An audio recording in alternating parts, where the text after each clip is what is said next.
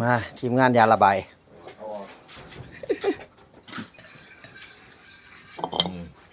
ผู้ใดกินเขาเลย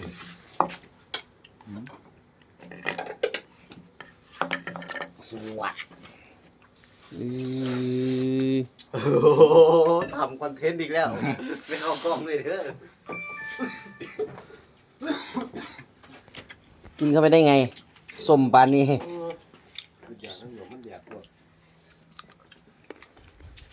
ใส่เข้าไปแล้วน้ำใส่อีกน้องเกี่ยว สมรับแต่ท่าน พูดได้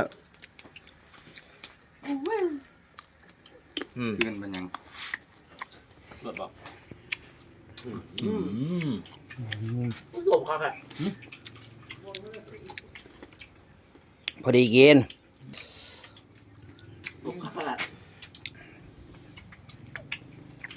ครับ